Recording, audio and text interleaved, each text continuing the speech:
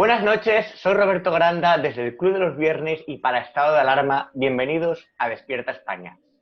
Las turbulencias creadas por la hoja de ruta del Foro de Sao Paulo están teniendo consecuencias visibles.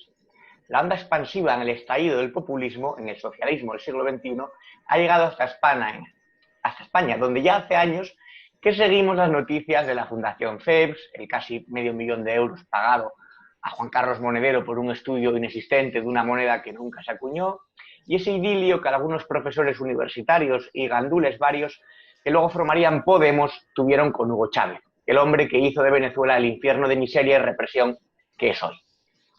No hace falta incidir en que varios de esos líderes trataron de desdecirse u ocultar sus vínculos con el chavismo, pero aún a día de hoy una ministra del gobierno de España, es verdad que de un ministerio prescindible y sectario, pero bueno, ministra al fin y al cabo y para nuestra perplejidad, pone el peronismo como un modelo económico de justicia social. La Argentina peronista, nada más y nada menos. Sistemas económicos manejados por sátrapas populistas y tiranorzuelos suele ser la receta infalible para un absoluto fracaso en regímenes liberticidas. La historia del socialismo del siglo XXI ha dado sobradas muestras de ser un generador aplastante de algunas de las peores cosas heredadas del siglo XX, donde la hidra totalitaria se manifestó de varias formas, siendo el comunismo la que más se alargó en el tiempo y más muertos causó, una vez que los fascismos europeos fueron derrotados y cegados con el fin de la Segunda Guerra Mundial. Pese a todos los informes, libros, reportajes, testimonios que hay disponibles para analizar esperpentos calamitosos como el castrismo en Cuba o la aún vigente dictadura china, es necesario continuar aportando datos, creando información para señalar el origen y la vigencia del mal. Porque cada generación recibe la acometida de una nueva horda de populistas que creen que ellos pueden gestionar mejor un país a la luz de esas ideas del marxismo-leninismo. No es verdad, no se puede, y todo el que ha afirmado tal cosa solo usó la ideología y la credulidad de las masas como excusa para alcanzar cotas de poder y para enriquecerse obscenamente. Alapagar es solo el ejemplo más reciente, pero hay muchísimos y algunos abiertamente criminales. A la gente normalmente no le suele gustar que la roben para que ellos se hagan más ricos y todo comunismo implica un robo, a veces mediante un Estado demócrata o disfrazado demócrata y otras veces directamente mediante el asesinato o el enfrentamiento civil. Frente al totalitarismo del marxismo cultural y su apisonadora ideológica y censora, el liberalismo y las ideas democráticas como trinchera de batalla. Y para eso debemos aportar información veraz y de primera mano. Hoy tendremos a otro invitado, además de nuestro habitual colaborador colombiano. Colaborador que ya está al otro lado de la línea y al que saludo una semana más. Ervin Hoyos, bienvenido. Roberto, cordial saludo. Es un gusto estar aquí con todos nuestros seguidores, televidentes en Despierta España. Recuerden que nos pueden seguir a través de Estado de Alarma y en Colombia a través de Reporter Channel. Para Centroamérica Sur y en Ecuador, Reporter Channel retransmite Estado de Alarma y el programa Despierta España. Así que un gusto estar aquí con ustedes en este nuevo planteamiento de hechos, porque aquí hemos venido citando elementos muy valiosos y lo vamos diciendo anticipadamente, que se van a hacer más capturas y las hemos ido anticipando y se van dando. Pues ahora con la captura de Alex Saab se revelan elementos absolutamente valiosos que vuelven de nuevo, como dirían los campesinos, vuelve la mula al trigo, vuelven a aparecer de nuevo los mismos que hemos citado anteriormente, ahora con esta ficha absolutamente valiosa e importante, porque era lo que Estados Unidos necesitaba para reconfirmar todas esas estructuras criminales que enlazan el cartel de los soles, el régimen de Maduro, todo el sistema socialista incrustado en Latinoamérica y sus nexos con narcotráfico, con tráfico de oro, tráfico y lavado de activos, movimientos de armas, Hezbollah,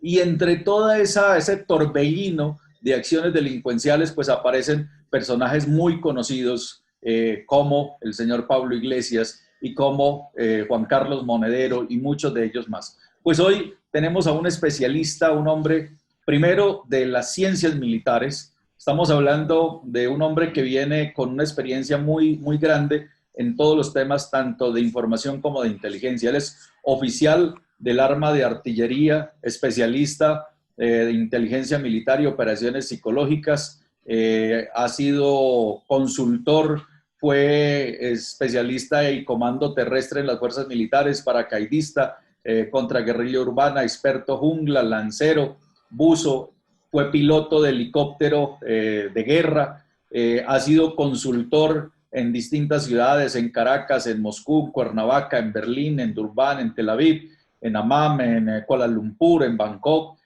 Bueno, este hombre, si yo leo toda la hoja de vida, aquí se nos va el programa. Por eso, para mí es un honor presentar en estado de alarma al señor coronel colombiano John Marulanda, quien ha sido también, además, vinculado, ha estado vinculado en mucho tiempo a universidades como la Universidad de la Defensa en Washington, es integrante de una organización con la que ya hablamos aquí, que es el Colegio de Seguridad, el Security College de Washington, que aquí tuvimos a su representante. Bueno, él tiene todos los pergaminos para uno acreditarlo como un hombre que lo que dice se vuelve doctrina. Por eso es un honor tenerlo. Señor coronel, bienvenido a Estado de Alarma, bienvenido a este programa Despierta España.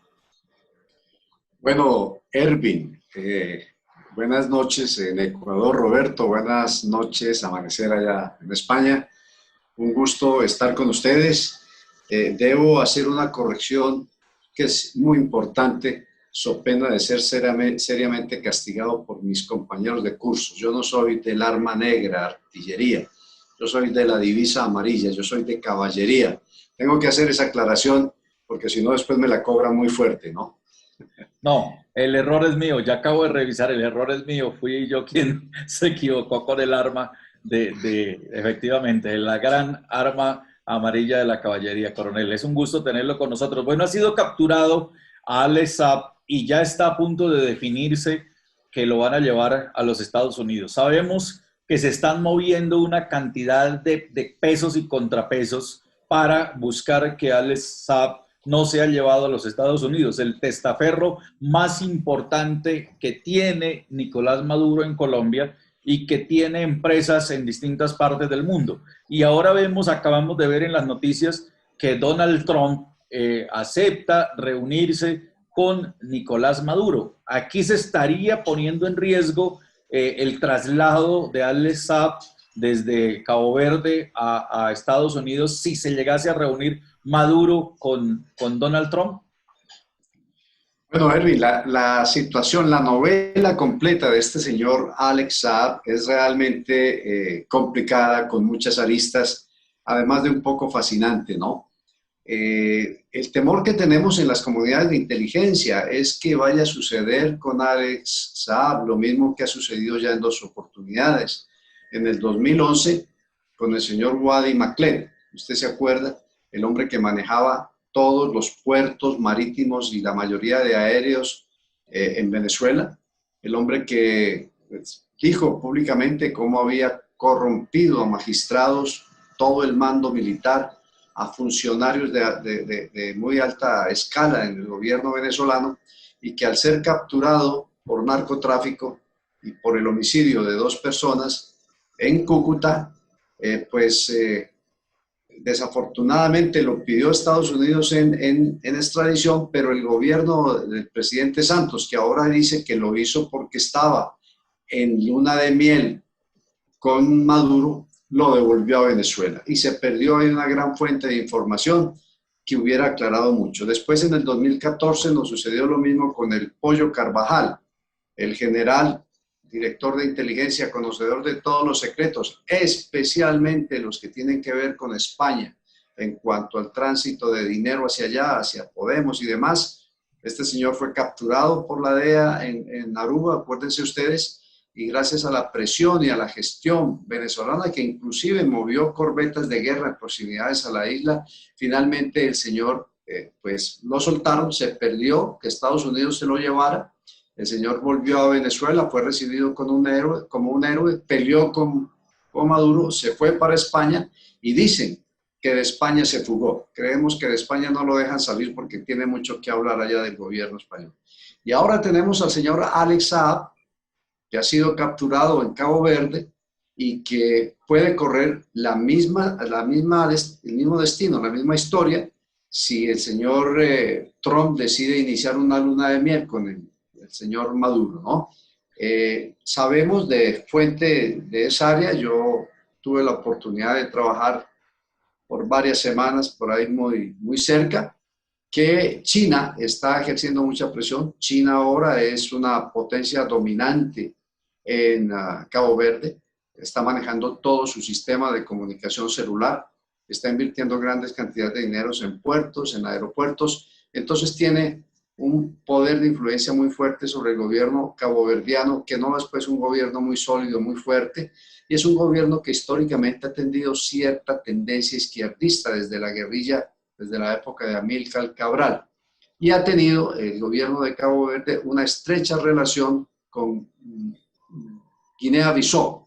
Y en Guinea-Bissau usted sabe que en el 2013 fueron capturados miembros de las FARC que estaban moviendo cargamentos de cocaína, y las FARC negoció con Al-Qaeda del Magreb la custodia de todos sus cargamentos de cocaína para poder introducirlos a Europa. Entonces, con ese panorama, con esos actores ahí jugando, pues no tenemos la certeza de que los Estados Unidos puedan finalmente importar a este señor a su territorio para que cuente toda la estructura de corrupción, de crimen organizado transnacional que está actualmente gobernando Venezuela. Aquí sobre esta captura es absolutamente importante destacar lo que se ha empezado a conocer en los medios latinoamericanos, y nos vemos, por ejemplo, que Alex Saab hoy en el diario El Tiempo de Colombia y la revista Semana se hace un gran despliegue sobre todos los vínculos de Alex Saab en distintas partes del mundo, las empresas que tiene empresas en Hong Kong, tiene empresas en Emiratos Árabes, como lo podemos ver acá, tiene empresas en Turquía, tiene empresas en Colombia, tiene empresas en Panamá, en México, tiene empresas en los Estados Unidos.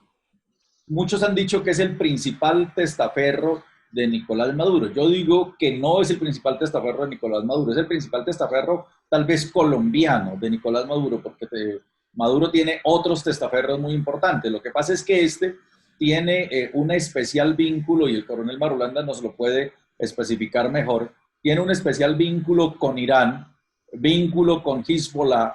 Aquí aparece Tarek al-Aissami, que está vinculado con esos tráficos de armas que ya hemos hablado aquí en este programa en otras oportunidades, de cómo metieron personas de Hezbollah desde el Líbano, otros que salieron de Irán, los llevaron a España, y por gestiones de Pablo Iglesias, según datos de inteligencia, les tramitaron visas venezolanas y a otros visas españolas para que llegaran a Latinoamérica, especialmente a Venezuela, y allí que crearan una base de operaciones en las que se mueven por toda Latinoamérica. Algunos ya fueron capturados en Centroamérica y otros intentando entrar a los Estados Unidos, y todos tienen antecedentes con Hezbollah. Pero que sea usted, señor coronel John Marulanda, háblenos de esos nexos terroristas que tiene Alex Saab y sus vínculos con personajes que ahora también ya sabemos que son claramente conocidos en España.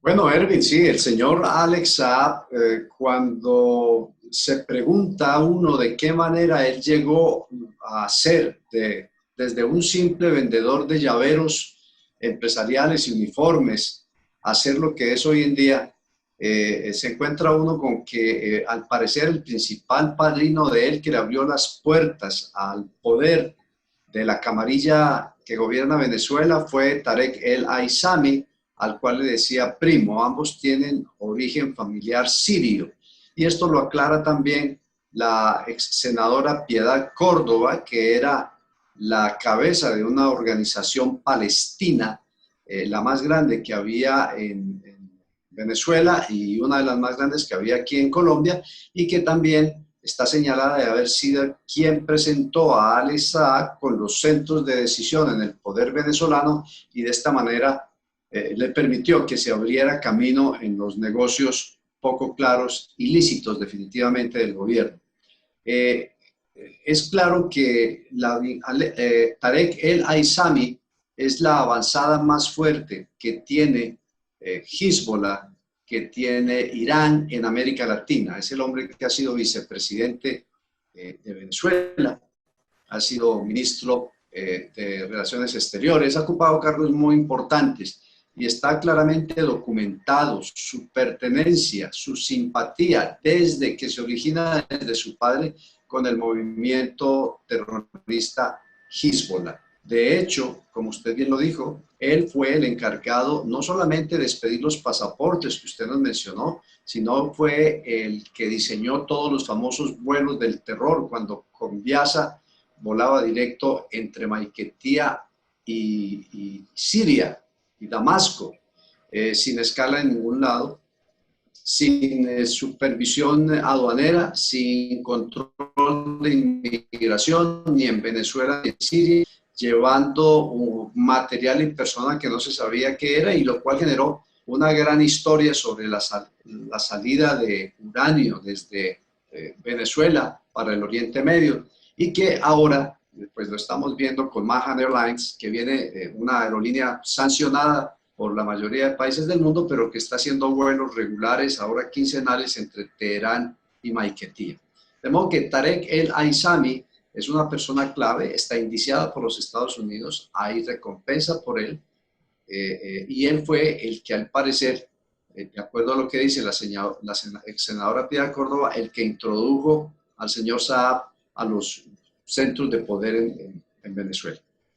Bueno, aparece otro personaje que es Juan Carlos Monedero. En este programa hemos venido hablando ya en varias oportunidades de los nexos de Juan Carlos Monedero con el cartel de los soles, cómo cobró una cantidad de millones de euros de países latinoamericanos por unas asesorías que no eran más que una estrategia para fortalecer económicamente al partido Podemos, como Monedero ya está también en las miras de la DEA por enriquecimiento ilícito, por lavado de activos, por no declaración de fondos procedentes de líneas oscuras, en donde se mezcla dineros del Estado, dineros de oro de sangre, dineros de oro del delito, dineros de narcotráfico, y todo fortaleciendo la estrategia que tiene la izquierda para la toma del poder en España. ¿Qué han podido ustedes desde las agencias de inteligencia averiguar sobre este personaje?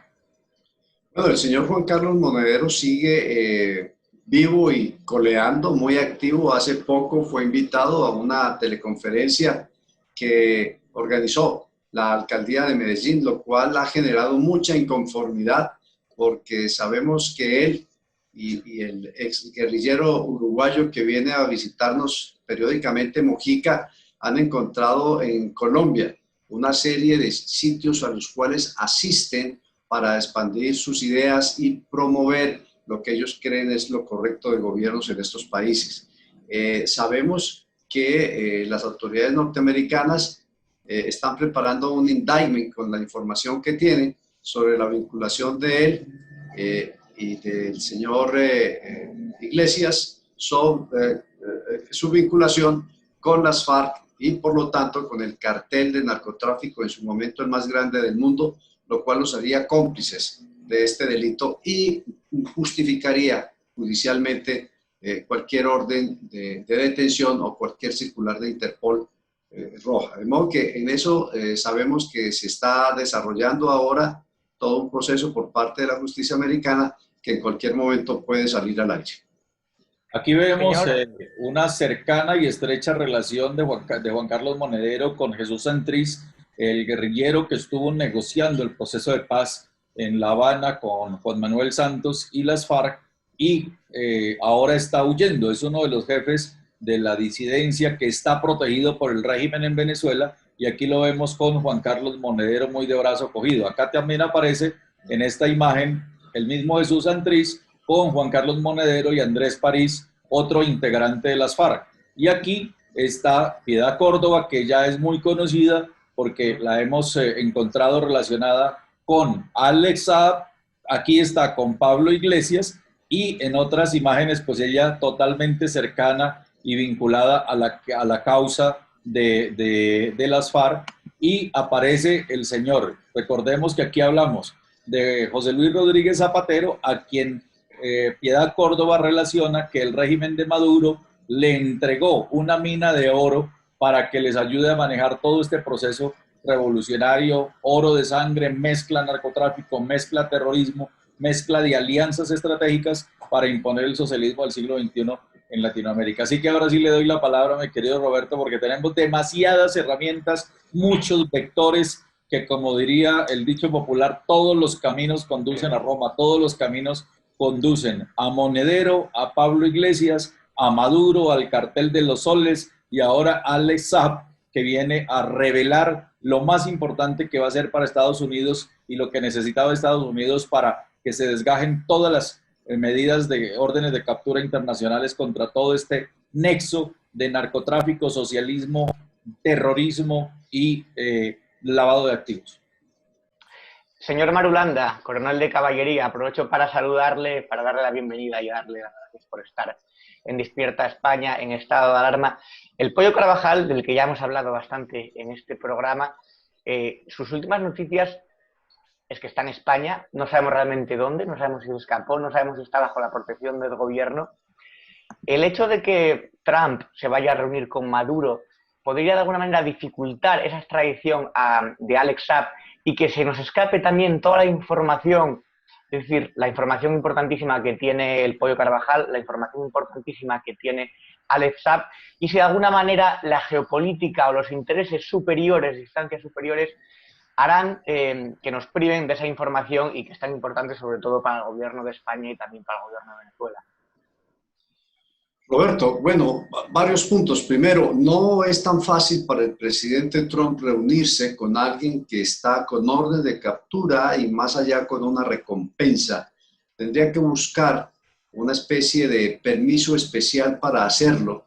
Y usted sabe que de todas maneras el presidente Trump es muy outspoken, como dicen los gringos, muy hablador, es bastante fanfarrón, pero sí preocupa que es un negociador duro, de aquellos que ataca, insulta, patea la mesa y al final, cuando logra su objetivo, te da un abrazo. Fíjese lo que pasó con Corea del Norte.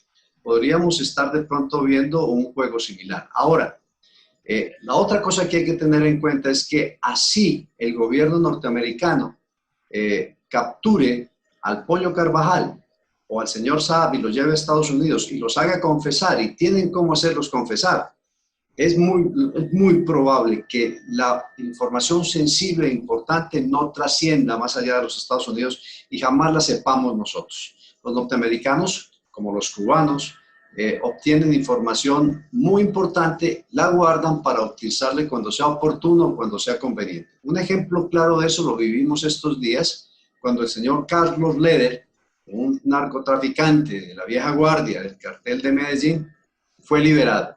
Acuérdese usted que Carlos Leder tenía todos los secretos de la cocaína que estaba llevando Pablo Escobar a Florida, desde haciendo escala en su isla, en Cayo Norman. Fue extraditado a los Estados Unidos, fue condenado a cadena perpetua más 130 años o 113 años, y sin embargo, al final pagó 33 años. Ahora está libre en Alemania, y la pregunta es, ¿cuáles secretos de Carlos Leder sabemos nosotros? Ninguno. Todos se quedaron en Estados Unidos y ellos estarán haciendo uso, habrán hecho uso de eso o irán a hacer uso. De modo que cuando esperamos con ahínco que el señor Carlos Saab, el señor Alex Saab llegue a Estados Unidos y de allá nos diga todo lo que queremos saber, es probable que quedemos frustrados. Es probable que él se lo diga a las autoridades norteamericanas y ya las autoridades norteamericanas verán qué nos cuentan, qué nos dejan saber, qué nos ocultan y cómo utilizan la valiosa información que el señor Saab o el Pollo Carvajal eventualmente puedan suministrar. Claro, la idea es que pueden hablar, tanto Saab como el Pollo Carvajal, dar información relevante de Monedero, de Zapatero, de Rejón, de Pablo Iglesias, pero que los Estados Unidos se guarden esa información para el momento en que ellos crean poder utilizarla convenientemente o que sea el momento más oportuno. Y puede que tarde tiempo, porque a lo mejor no interesa que caiga un gobierno de España o interesa sacarlo más adelante. Por eso realmente es frustrante que sí, que esa información se la guarden los servicios secretos o la CIA estadounidense, cuando para nosotros es tan relevante, porque es que esos tipos de los que puede hablar tanto Pollo Carvajal como Alex Saab ya no son unos profesores universitarios cualquiera, algunos están en el gobierno y alguien como Pablo Iglesias es vicepresidente. Y afectan la vida cotidiana de todos los españoles, ¿no? No solamente los norteamericanos utilizan esa información para derrocar gobiernos, sino también para chantajear personas, para presionar y lograr sus objetivos y demás. De modo que aquí tuvimos el caso, les mencionaba que temíamos que sucediera con el señor Saab lo que sucedió con Wadi Maklé. Wadi Maklé, cuando fue capturado, tuvo la oportunidad de hablar antes de que fuera extraditado con CNN y le contó a esta cadena todo lo que sabía, qué magistrados, qué generales, qué parlamentarios, cuánto dinero les había dado, y eso fue público, ¿no? Pero desafortunadamente el señor fue entregado a sus patrones, a los venezolanos, y hasta ahí se perdió esa información. Nos quedamos con la información pública. El Pollo Carvajal tiene mucho que decir y Alex Saab sí que tiene que decir. Bueno, se ha puesto ya en evidencia algunos detalles, señor Coronel Marulanda, de lo que tendría Alex Saab en los celulares que le fueron incautados. Estos celulares fueron inmediatamente puestos en custodia y las autoridades de los Estados Unidos ya tienen conocimiento de algunos detalles. Hay comunicaciones que tiene Alex Saab con líderes del gobierno, de la estructura del cartel de los soles en Venezuela, que pues ese es absolutamente connatural a ellos. Tiene comunicaciones reveladoras con Diosdado Cabello, con Vladimir Padrino, con toda la estructura del cartel de los soles, pero hay unas que son absolutamente valiosas, según ya ha trascendido desde Cabo Verde, y es que habría allí una cantidad de comunicaciones que tienen que ver con los nexos del terrorismo, tráfico de armas desde Irán, tráfico de drogas, movimiento de dólares, movimiento de oro, y también aparecen en esa lista de personas y de contactos y de comunicaciones y de mensajes de voz, también personajes de la vida colombiana, de la vida política colombiana, nexos, incluso con Gustavo Petro, un candidato de la izquierda en Colombia a ser presidente de la República, Piedad Córdoba y muchos otros más. O sea que la captura de Alex Saab no solamente pone nervioso al régimen, sino que también mueve estructuras de otros países que están todas alineadas por el socialismo, por esta idea de imponer este nuevo sistema, y que todos al final se cobijan y comulgan con el mismo sistema de manejar dineros ilícitos, de manejar dineros ilegales. ¿Qué han podido ustedes conocer sobre esto, señor Coronel John Marulanda? Así es, Erwin. Lo que el señor Alex Saab tenía en sus celulares, pues facilita crear una red de comunicación que eventualmente es una red de actividades con élites políticas y económicas del Ecuador, de México, de Panamá, de República Dominicana, en América Latina, y de Colombia, particularmente esos países. En el caso de Colombia, que pues por ser nosotros nacionales y estar aquí nos interesaría mucho, más que a Roberto, que está pendiente de la madre patria, como le decimos aquí, pues ahí vincula personas como el expresidente Samper, ahí vincula personas fuertes, reconocidas, chavistas a ultranza como Piedad Córdoba. Por supuesto, a Petro, hay una declaración reciente de la senadora María Fernanda Cabal, en donde ella explica los recursos y los dineros que pudieron haber salido de Venezuela para el apoyo a la campaña de Petro vía precisamente Alex Saab. Y también hay unas declaraciones del expresidente Pastrana en donde denuncia que la cúpula militar colombiana está infiltrada y cooptada por el gobierno venezolano gracias a lo que se sabe de Alex Saab. Ni qué decirle República Dominicana, que es el principal centro de acopio y distribución de cocaína para el Caribe, Centroamérica, México, en donde sentó inicialmente sus bases para robar esa gran cantidad de dólares por cuenta de las famosas cajas CLAP, que él era encargado de repartirlas. Panamá, en donde tenía varias empresas, la principal, la Global, la que tenía, cuando se vio acosado, la dividió en dos, le entregó a sus hijos y a otras personas. Y Panamá, usted sabe que es el centro bancario prácticamente de América Latina. Llama la atención en Ecuador, es muy importante porque él hizo una gran cantidad de dinero con el cambio preferencial de Caribe en Venezuela. y lo mismo lo hizo con el dinero, la Orden Sucre, que era una alianza entre Ecuador y Venezuela para dar costos preferenciales a quienes estuvieran invirtiendo en actividades promovidas por el gobierno. Pero llama la atención que el señor Alex Saab, además de tener doble nacionalidad colombo-venezolana, se movía por el mundo con pasaporte diplomático de Antigua, una isla que tiene un presidente chavista también a ultranza y que le permitió este pasaporte diplomático que lo salvó en muchas circunstancias de ser pues interrogado o de ser detenido en muchos aeropuertos del mundo por donde él se movía. De modo que sí, hay una red que yo la resumo en esto. Eso se llama crimen organizado transnacional. El crimen organizado transnacional es el que gobierna en Venezuela y aspira a gobernar en Colombia a través de la izquierda, porque en los 70 la izquierda fue secuestrada por ese crimen, por el narcotráfico. En los 80 la izquierda sufrió el síndrome de Estocolmo y empezó a enamorarse de su secuestrador, los narcotraficantes, a quienes había recorrido para obtener recursos para sostener su revolución. Ya después sostenía la revolución, pero obtenía una ganancia extra. Y finalmente, la izquierda forma parte integral del crimen organizado transnacional.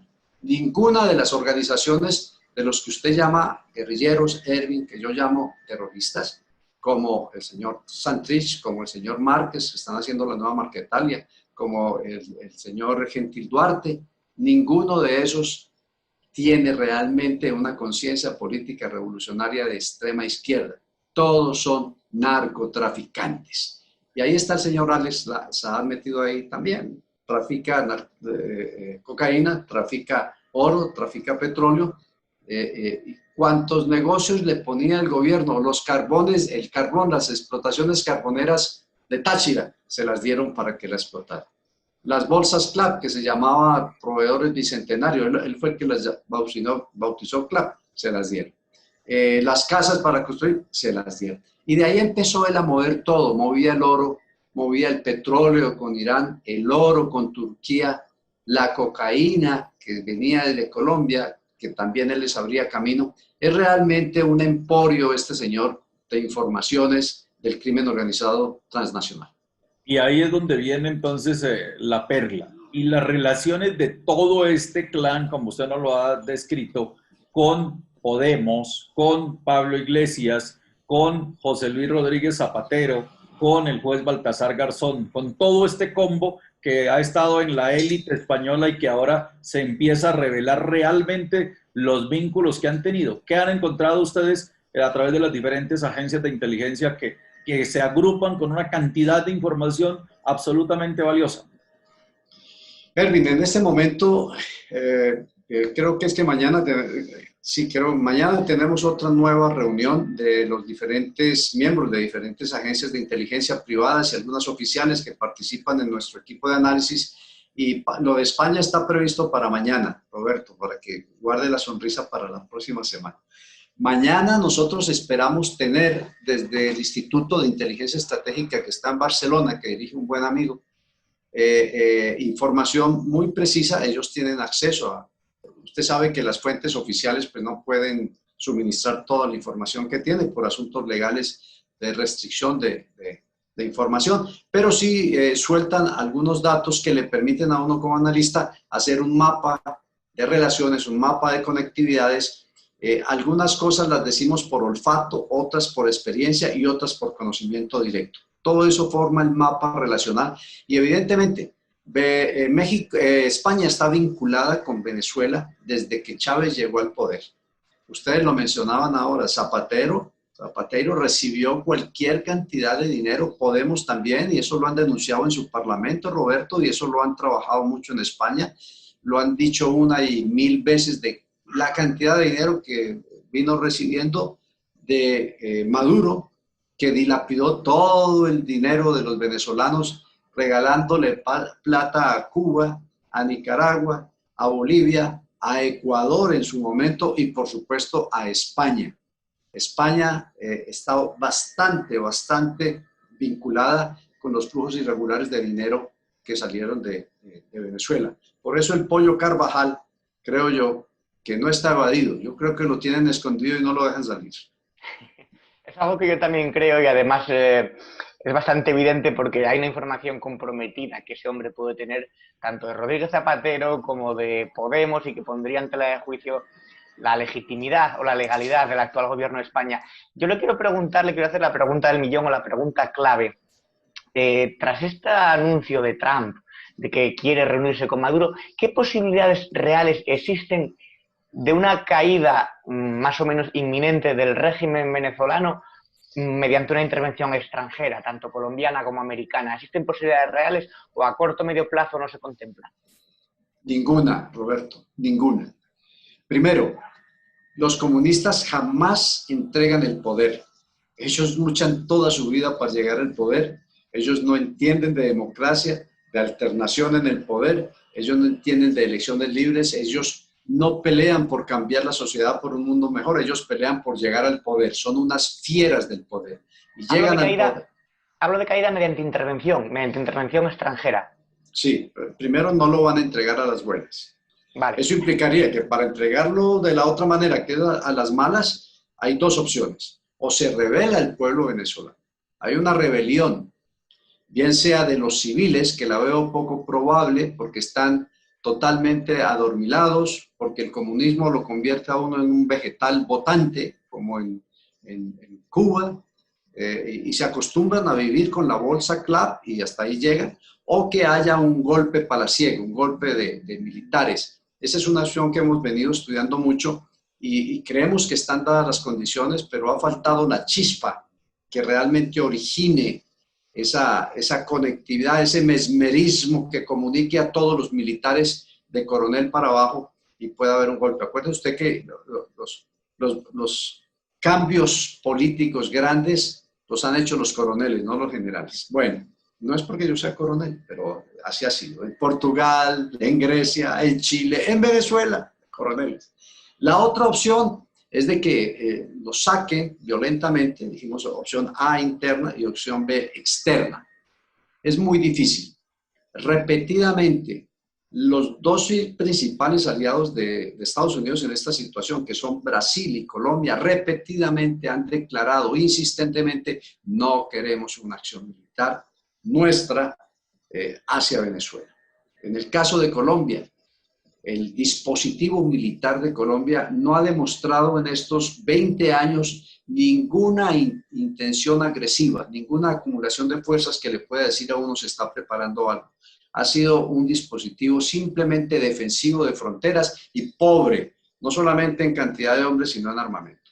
¿Queda una intervención de quién? ¿De Estados Unidos? Estados Unidos, Trump no creo que en esta época preelectoral se vaya a lanzar a una aventura militar que le puede costar muy caro, le puede costar su reelección. Por eso este movimiento de acercarse a Maduro, de intentar, o por lo menos de decirlo, que nosotros lo comparamos mucho con lo que hizo con Corea del Norte, pues sería el movimiento que él quiere hacer con referencia a Venezuela y decir: mire, logré, en Venezuela no sacamos a Maduro, pero ya somos amigos y vamos a ayudar a que la democracia regrese allá. Eso son pamplinas, eso son mentiras, ¿no es cierto? ¿Qué otra potencia está interesada en meterse en Venezuela? ¿La OTAN? ¿Cómo va a venir la OTAN aquí? ¿A qué va a venir la OTAN aquí? No tiene razón. Entonces, realmente, si lo que Maduro dice se va a hacer realidad, ahí vamos a tener otro gobierno comunista por 50, 60 años, como en Cuba, como lo estamos viendo en Nicaragua. El problema de eso es que, pase lo que pase, bien sea que haya una turbamulta interior de origen civil, de origen militar, o haya una agresión exterior de parte de Estados Unidos o de parte, no sabemos, de pronto de los marcianos, cualquier cosa que se haga ahí en Venezuela repercute inmediatamente en Colombia. Y Colombia, ante esas eventualidades, ha analizado, ha estudiado, pero no ha tomado ningún tipo de medidas preventivas. Por ejemplo, sus Fuerzas Armadas están sin armamento disuasivo de alcance estratégico.